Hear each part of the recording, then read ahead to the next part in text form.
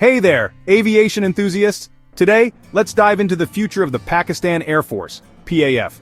What does the next generation of PAF fighters look like? Stick around to find out. First up, the J-35A. The Pakistan Air Force is set to induct 40 units of the J-35A, a fifth-generation stealth multi-role combat aircraft from China, by 2028.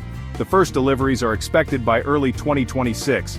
This beast boasts advanced avionics, AESA radar stealth features, and a payload capacity of up to 8 tons.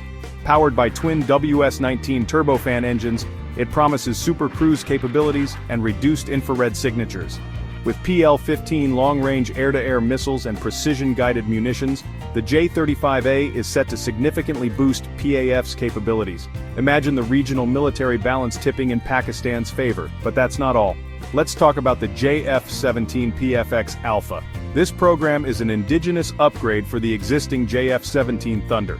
Aimed at achieving total technological control, the PFX ALPHA is designed to reduce reliance on foreign technology.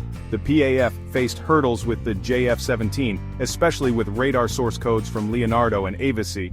This challenge spurred the PFX ALPHA initiative, leading to the establishment of a new integration facility in 2020.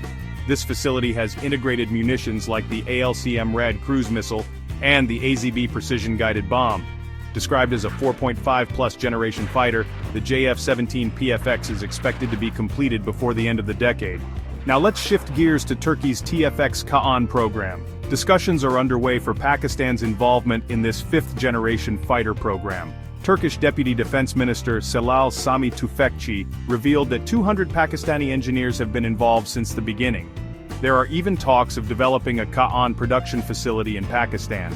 The KAAN could enhance PAF's strike capabilities with significant range and payload, representing a strong defense technology cooperation opportunity. So what does this all mean for the future of the PAF? A mix of domestically developed and internationally sourced aircraft seems to be the strategy. The JF-17 PFX will strengthen PAF's reliance on domestic capabilities, while the J-35A and potentially the KAAN will enhance its air power and deter potential adversaries.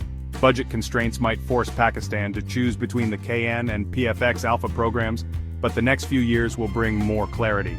In summary, the PAF is gearing up for a powerful future with the J-35A, JF-17 PFX ALPHA, and possibly the KAAN. This blend of local expertise and cutting-edge technology ensures a balanced and effective air force.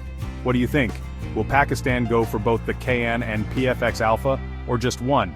Leave your thoughts in the comments below. Thanks for watching, and don't forget to like and subscribe for more updates on military aviation. Until next time, stay informed and stay safe.